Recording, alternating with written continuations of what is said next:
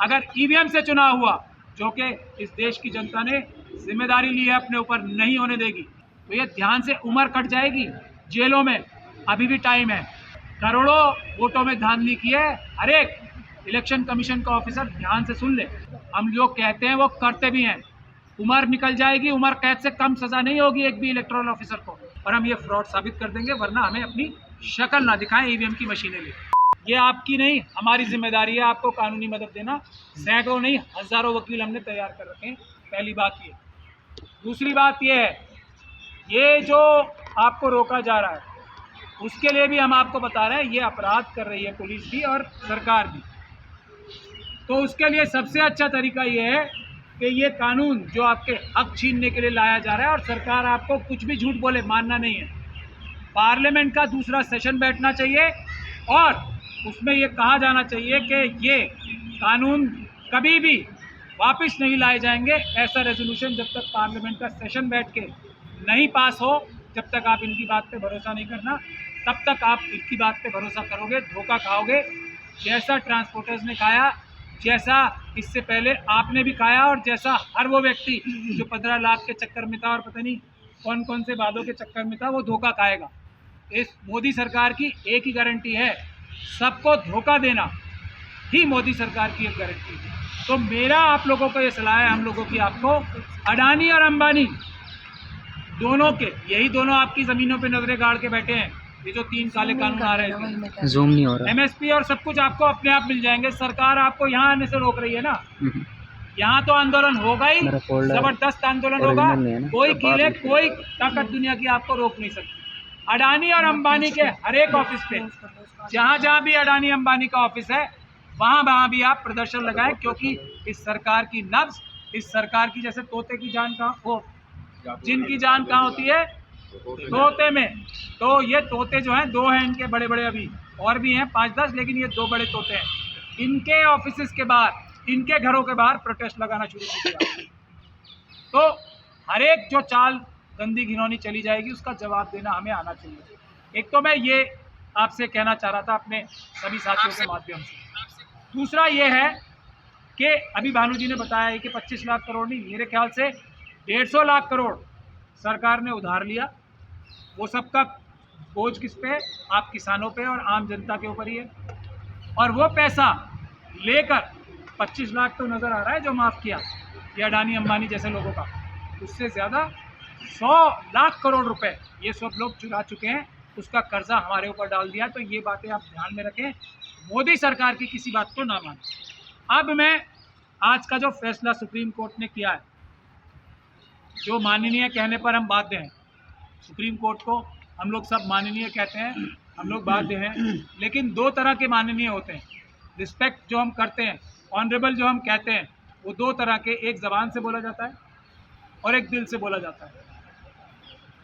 तो क्या आज जो भानु जी वहाँ थे कोर्ट के अंदर, ये तो नहीं था, जो फैसला किया है सुप्रीम कोर्ट की अपनी जजमेंट्स है ना बहुत सारी, कि अनरीजन्ड ऑर्डर कोई एडमिनिस्ट्रेशन का आदमी, कोई क्लर्क भी करता है तो वो बहुत बुरी बात है। अब सुप्रीम कोर्ट स्वयं इतने बड़े मुद्दे पर, इससे बड़ा मुद्दा कोई नहीं है, देश की जनता देश की मालिक है, देश की राजा है। राजा बनाने में अगर घपला धांधली कोई कर रहा है, देश का निज़ाम चलाने में जिस निज़ाम की वजह से सुप्रीम कोर्ट है, उस संविधान के साथ कोई धोखाधड़ी कर रहा है, कोई इतना बड़ा फ्रॉड कर रहा है, उसको बगैर रीजन्ड ऑर्डर पास किए अगर डिसमिस किया जाता है, जैसा भानु जी बता रहे हैं, तो क्या हम दिल से ऑनरेबल बोल पाएंगे इस फैसले को? क्या हम दिल से बोल पाएंगे? ये देश की जनता अपने आप फैसला कर ले। लेकिन मेरा ऐसा मानना है, सुप्रीम कोर्ट और हमारे सारे संस्थान ये आरएसएस और बीजेपी के, ये गुंडों के दबाव में है। ऐसा सुप्रीम कोर्ट के 4 जजेस प्रेस कॉन्फ्रेंस करके बोल चुके हैं। तो जनता को इस दबाव को ख़त्म करना है। हम देश के मालिक हैं, देश की जनता इस देश की मालिक है। सुप्रीम कोर्ट के जजेस भी हमारे नौकर हैं, जैसे प्रधानमंत्री नौकर। तो अपने नौकरों के ऊपर से प्रेशर हटवाना, वो खुल के काम कर सकें, ये भी जिम्मेदारी जनता की है, जो पीसफुल प्रोटेस्ट के माध्यम से ही होगी। इसीलिए 25 तारीख का ऐलान अभी डीसी कपिल साहब आपको डिटेल में बताएंगे। ये सभी प्रधानमंत्री जी, जिनको हम अपना प्रधान सेवक नौकर कहते हैं, वो प्रधान चोर ना बन जाए, प्रधान चोर या डकैत ना बन जाए, उनको रोकने के लिए भी 25 तारीख का प्रोग्राम हम लोग कर रहे हैं। और इन सब की जड़, जैसा अभी आप लोग देख रहे हैं, करोड़ों वोट खाने के बाद भी, करोड़ों वोटों की चोरी करने के बाद भी सुप्रीम कोर्ट तक से अगर बिना डिटेल्ड ऑर्डर पास किया, क्योंकि डिटेल्ड ऑर्डर मुझे लगता है इसमें कोई पास हो ही नहीं सकता। चुनाव आयोग ने एक झूठा, पूरी जिम्मेदारी के साथ कह रहा हूँ, सरकारी वकीलों के माध्यम से एक झूठा एफिडेविट फाइल किया और सुप्रीम कोर्ट ने उसका झूठ ना पकड़ के उसको अनरीजन्ड ऑर्डर, एक लाइन का ऑर्डर पास करके डिसमिस किया है, जैसा भानु जी मुझे बता रहे हैं। तो इससे बड़ा अन्याय कुछ नहीं हो सकता। तो आप समझ सकते हैं ये करोड़ों वोट जो धांधली की जा रही है, इसका भी हमें इंतजाम करना पड़ेगा ईवीएम के साथ साथ। लेकिन अगर ईवीएम से चुनाव हुआ, जो कि इस देश की जनता ने जिम्मेदारी ली है अपने ऊपर, नहीं होने देगी, तो फिर ये वोटों की जो पन्ना प्रमुखों के माध्यम से, ये कोई बीएलओ वगैरह ने नहीं किया है काम, पन्ना प्रमुखों ने करवाया है सरकार में जो इलेक्शन कमीशन के ऑफिसर्स थे उसके माध्यम से। ये सभी लोग अपराधी हैं और मैं सेक्शन भी पढ़ के बता रहा हूँ, फिर मैं अपनी बात खत्म करूँगा। सेक्शन 32 है, representation of peoples act. Section 32 वो क्या कहता है? Breach of official duty in connection with preparation etcetera of electoral rolls, यानी कि जो ये इलेक्टोरल रोल्स बनाने की, इलेक्शन की लिस्ट बनाने की, वोटर लिस्ट बनाने की जिम्मेदारी सिर्फ और सिर्फ किसकी है?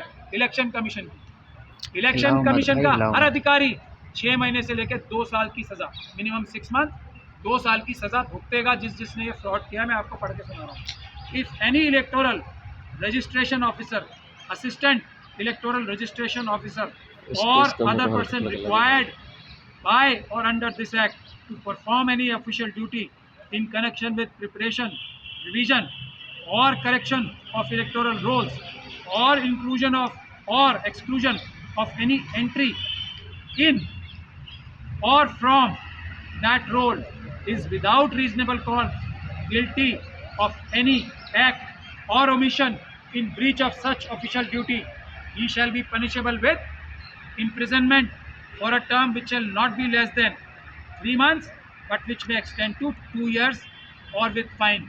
ये 6 महीने कम से कम और 2 साल की सज़ा, 2 साल तक सज़ा तब है जब एक वोट में कुछ गड़बड़ी कर दी हो। एक वोट में, यहाँ करोड़ों वोटों में धांधली की है।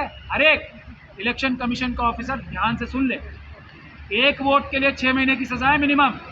अगर 100 वोट में धांधली की होगी ना इलेक्शन के ऑफिसर ने, जो जिम्मेदार है इस काम का, तो 100 मल्टीप्लाइड बाय 6 महीना, ध्यान से सुन ले, 6 महीने की सज़ा नहीं है सिर्फ। तो ये ध्यान से उम्र कट जाएगी जेलों में, अभी भी टाइम है, उसका भी प्रावधान है। आप लोग जब तक नॉमिनेशन फाइल नहीं हो जाते, ये सारे इलेक्शन कमीशन के ऑफिसर सुन ले मेरी बात ध्यान से, हम लोग कहते हैं वो करते भी हैं। उम्र निकल जाएगी, उम्र कैद से कम सज़ा नहीं होगी एक भी इलेक्टोरल ऑफिसर को, इलेक्शन कमीशन के ऑफिसर को, उम्र गुजर जाएगी जेलों में। अभी जाके टाइम है, जब तक नॉमिनेशन फाइल नहीं होता तब तक का टाइम है हर एक इलेक्शन ऑफिसर के पास। छोड़ेंगे नहीं हम, एक को भी नहीं छोड़ेंगे, उम्र कैद होगी सबको।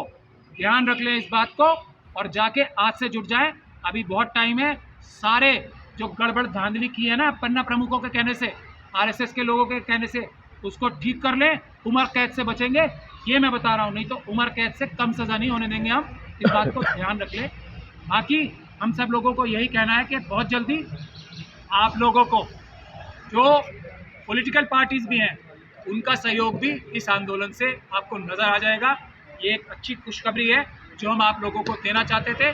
आप लोग तैयार रहिए जनता के इस आंदोलन से, जनता की इस लड़ाई से। ईवीएम को हटाने का मुहिम बहुत तेज़ हो चुका है, अब पेपर बैलेट से ही चुनाव होंगे।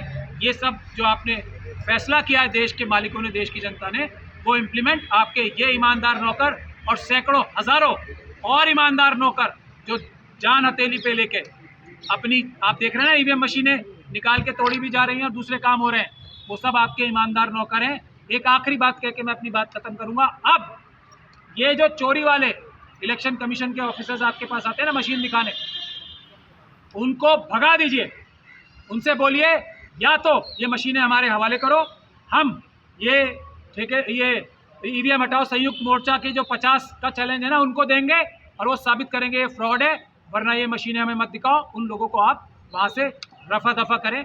ये हम आपसे आखिरी अपील करके आपको एक तरीके से गुजारिश भी कर रहे हैं कि ईवीएम मशीन दिखाने वाले अफसरों को आप लोग भगाएं। उनसे क्या, या तो हमें मशीन दीजिए, हम मशीन हम लोगों तक पहुंचाएंगे, यानी कि आपके इन सच्चे नौकरों के पास पहुंचाएंगे और हम ये फ्रॉड साबित कर देंगे, वरना हमें अपनी शक्ल ना दिखाएं ईवीएम की मशीनें लेकर। धन्यवाद।